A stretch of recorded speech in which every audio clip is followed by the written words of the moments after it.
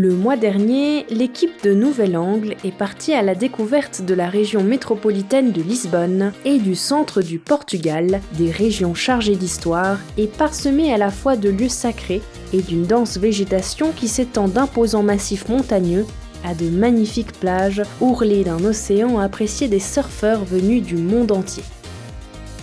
Pour notre public, nous avons élu les 8 sites incontournables à voir lors d'un voyage au centre du Portugal, de Lisbonne en passant par la province de l'Estremadura jusqu'à la pointe sud de la Costa de Prata.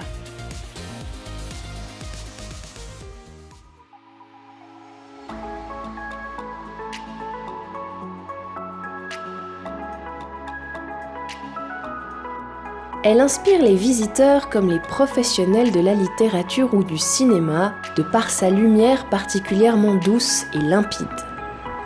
Lisbonne est la ville la plus ancienne de l'Europe occidentale, avec plus de 20 siècles d'histoire. À partir du Bairro Alto, traditionnel quartier à l'âme lisboète, sautons dans un tramway afin de rejoindre les hauteurs à la découverte du château Saint-Georges, dont les premières fortifications construites datent du 1er siècle avant Jésus-Christ.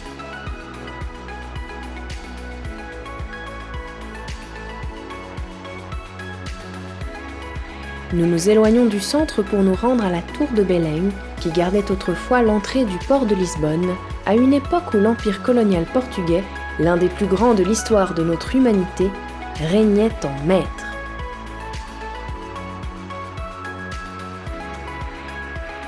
Nous en profitons pour admirer le monastère des Hiéronymites ainsi que le monument aux découvertes, tous deux érigés à la mémoire des navigateurs portugais. Le réseau du tramway de Lisbonne dessert la capitale portugaise. Les premiers tramways qui ont fonctionné à Lisbonne à partir de 1873 étaient tirés par des chevaux.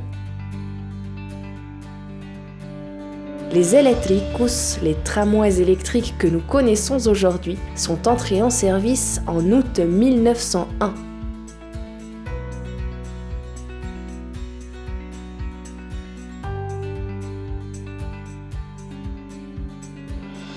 Sur la rive, il vous sera possible d'admirer le pont du 25 avril, dont les plans sont inspirés du Bay Bridge qui relie les villes de San Francisco et d'Auckland. Son nom fait référence à la date de la Révolution des œillets, qui en 1974 conduit à la chute du régime dictatorial de Salazar. De l'autre côté de la rive, le sanctuaire du Christ-Roi d'Almada, qui veille sur la ville de Lisbonne, s'élève sur le sommet d'une falaise, dominant de 133 mètres les eaux du Tage.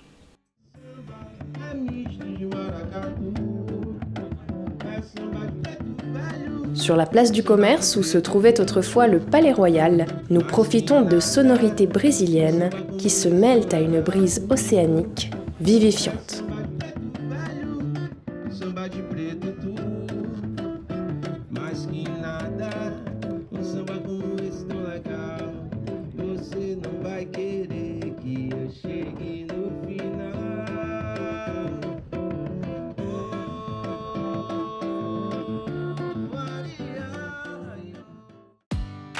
À 30 minutes en voiture de la capitale, nous pénétrons dans les forêts luxuriantes du parc da Penha, un parc de 85 hectares peuplé d'espèces indigènes et exotiques du monde entier.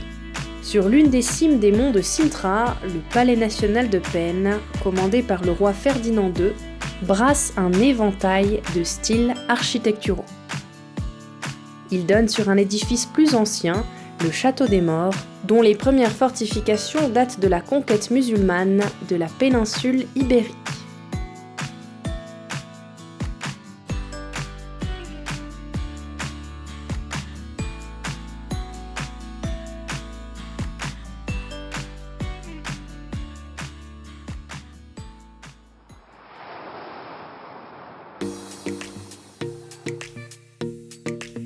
Ericeira est une charmante ville de pêcheurs ainsi que l'un des lieux privilégiés d'une communauté internationale de surfeurs aguerris.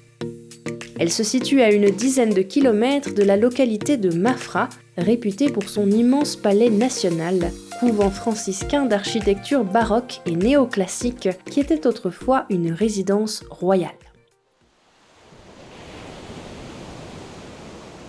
Nous poursuivons notre escapade en direction du nord pour nous arrêter à Péniche, la ville la plus à l'ouest du continent européen. Ses vagues parfaites et l'étendue de ses côtes fait de la ville une destination idéale pour les amateurs de sensations fortes.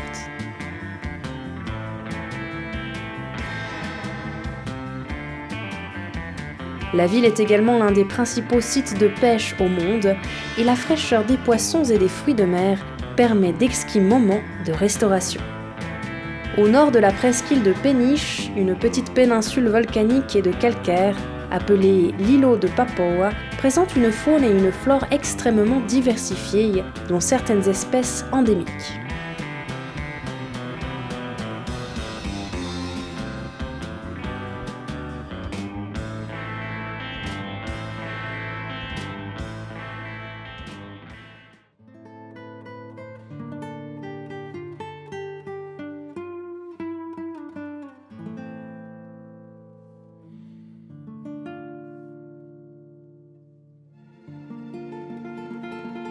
Enfilons-nous dans la ville médiévale fortifiée d'Obidos, un labyrinthe de rues et de maisons blanches qui devint la maison des reines au XIIIe siècle, lorsque le roi Denis Ier l'offrit à son épouse Isabelle d'Aragon.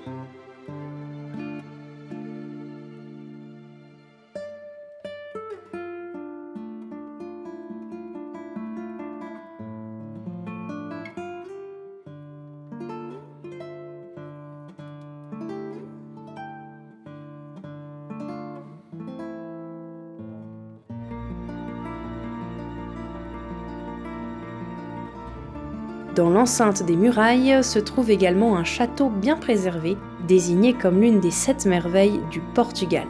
Il domine la colline depuis l'époque des Maures, mais a été agrandi une fois ceux-ci chassés par les Portugais au XIIe siècle.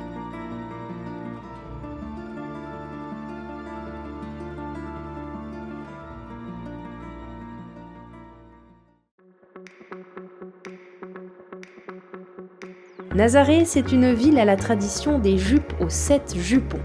Autrefois, les femmes vivant à Nazaré portaient 7 jupes pour des raisons esthétiques, mais probablement aussi pour se protéger du froid en attendant le retour de leurs maris et de leurs enfants partis à la pêche.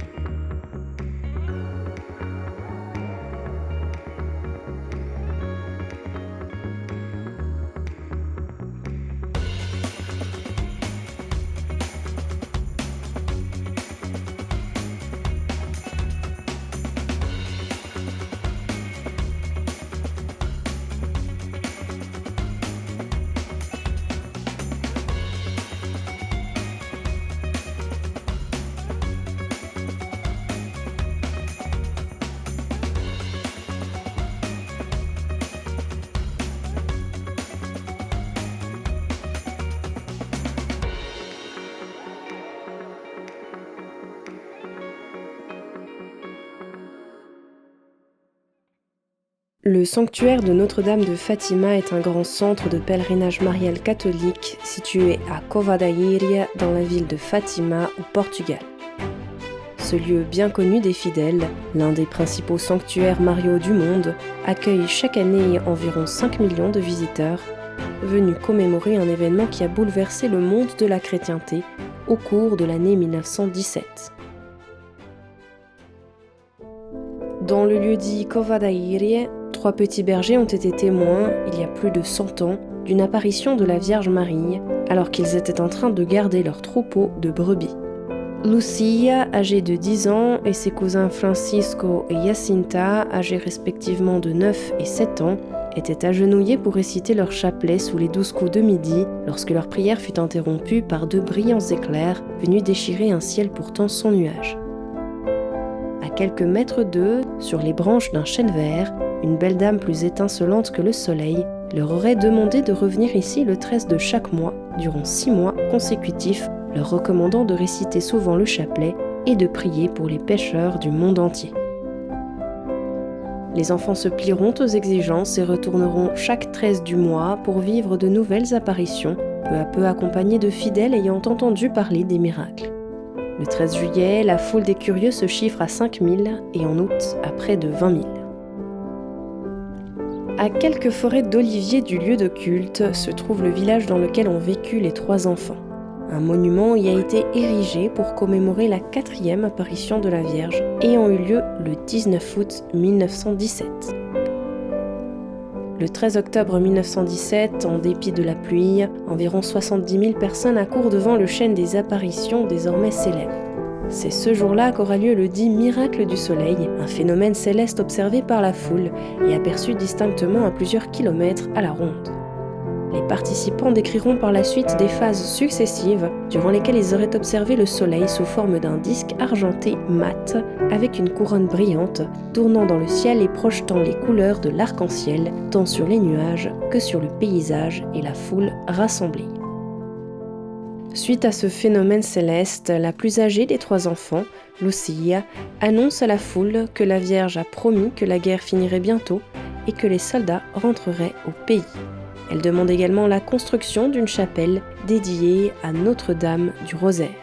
Certains fidèles présents lors du miracle du soleil vont s'investir pour mener à bien la construction de la célèbre chapelle des apparitions.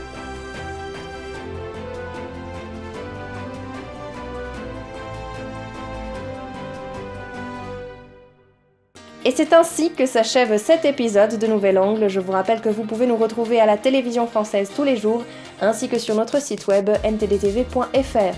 Nous sommes également sur une toute nouvelle plateforme, Ganging World, un univers propre et soigné, exempt de contenu pornographique, violent ou dangereux. Vous pouvez laisser 1 € mensuel ou plus sur le compte Patreon de Nouvel Angle afin de soutenir le journalisme indépendant.